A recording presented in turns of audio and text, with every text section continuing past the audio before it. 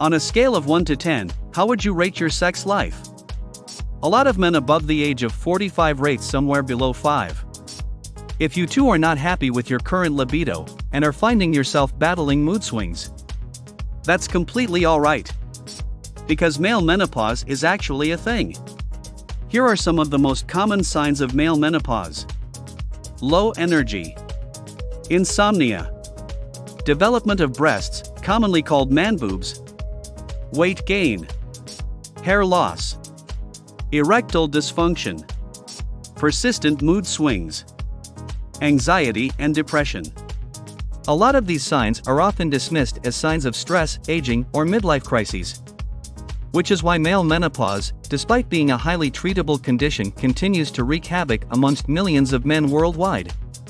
The condition, which onsets among men in their late 40s, can trigger low bone density, heart disease risk, and depression if left untreated for long. Click the link around this video to learn how you can stop male menopause.